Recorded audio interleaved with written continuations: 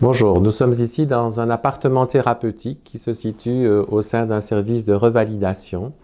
Ce concept d'appartement thérapeutique est né du fait qu'on voudrait s'assurer au terme d'une revalidation que le patient sera bien chez lui à la maison. Pourquoi? Parce que bien souvent à l'hôpital ou dans les services de revalidation, l'architecture et l'environnement n'est pas celui du domicile. Et donc on voudrait faire une évaluation écologique du patient.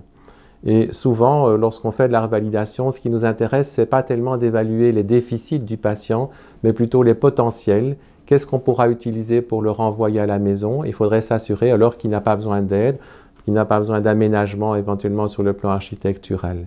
Et donc ici, lorsque les patients viennent, et c'est des patients qui peuvent venir au terme d'une revalidation gériatrique, mais aussi cardiopulmonaire, locomotrice et même psychogériatrique, c'est une manière de voir dans la vraie vie comment le patient va pouvoir se comporter dans un appartement classique qui ne bénéficie pas des adaptations qu'on peut voir dans des services spécialisés, ou par exemple ici, il y a une marche pour entrer dans la douche comme c'est à la maison en général, et pas comme on voit dans des lits d'hospitalisation aiguë ou dans des salles de revalidation. Voilà, ça c'est notre appartement thérapeutique. On a une cuisine équipée, un coin salle à manger, un petit coin lecture.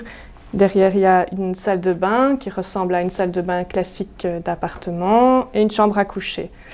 Donc, dans un premier temps, ce que je vais vous demander, c'est de faire différentes petites activités de la vie de tous les jours, comme préparer du thé, prendre quelque chose dans le frigo, dans les armoires, faire chauffer quelque chose sur la plaque vitrocéramique.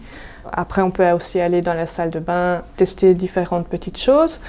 L'idée, c'est de voir si vous avez récupéré suffisamment pour pouvoir rentrer à la maison. Si on a un petit doute, ce qu'on peut faire aussi, c'est vous laisser séjourner 2-3 jours dans l'appartement, tout en sachant qu'il y a quand même encore une surveillance du personnel nursing, des médecins, de moi-même, de l'ergo, du kiné. Donc c'est une manière de faire vivre le patient dans la vraie vie, afin de s'assurer que son comportement est adéquat et qu'il n'y a pas de limitation qui mettrait en péril le retour à domicile, puisque le but ultime, c'est le retour à domicile, parce qu'on sait bien que ça représente en général la qualité de vie de ces patients.